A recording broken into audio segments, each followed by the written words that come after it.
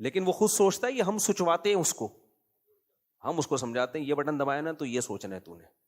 تبھی اگر روبوٹ کا غلطی سے غلط بٹن دب گیا نا تو تمہیں رکھ کے چماٹ لگا دے گا.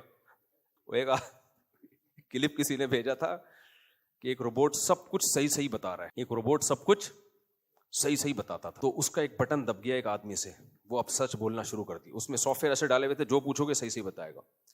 تو اس نے روبوٹ سے پوچھا ہاں بھائی میرا نام کیا, اس نے کہا غفار نام ہے تیرا, اور فلانے کا نام کیا ہے, فلانے کا نام کیا, سب صحیح بتا رہے ہیں نا. بڑا خوش ہو گیا. اس نے کہا میرے ابا کا نام کیا, کہہ رہے وسیم.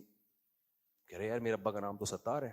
روبوٹ نے کہا نہیں تیرے اصل ابا کا نام کیا ہے, وسیم. اب یہ ٹینشن میں آ گیا یار پبلک کے سامنے میری بےزتی ہو رہی ہے. تو اس نے روبوٹ سے پوچھا کہ یار یہ کوئی واٹس ایپ پہ پرانا کلپ ہے, کسی نے مجھے بھیجا تھا, یہ میرا اپنا لطیفہ نہیں ہے, یہ کہیں سے کلپ آیا تھا. تو اس نے پوچھا کہ یار اگر میرا ابا وسیم کے بجائے غفار ہے فار ایگزامپل, تو میری ماں نے بتایا کیوں نہیں مجھے؟ تو روبوٹ کہتا ہے کم بخت بتاتی پکڑی نہیں جاتی, اس لیے بتایا ہی نہیں. تو کوئی بھی بٹن دب جائے, ایسے روبوٹ اتنے ذہین ہوتے نہیں ہیں. آرٹیفیشل انٹیلیجنس بھی ضروری نہیں ہے کہ ہر چیز وہ تو گوگل سے معلومات لے گی. آرٹیفیشل انٹیلیجنس کہاں سے نالج لیتی ہے؟ گوگل سے لے کے مرج کر کے مارکیٹ میں ڈال دیتی ہے. اگر گوگل پہ ہی غلط کسی نے ڈالی ہے معلومات تو وہ تھوڑی صحیح بتائے گی آپ کو. تو میرے بھائی ہارڈ ویئر بھی ہے انسان میں اور سافٹ ویئر بھی ہے. سانس لیتا ہے ایک پورا سسٹم. ایک انڈین ہے بڑے زبردست, اس کی ویڈیوز ہوتی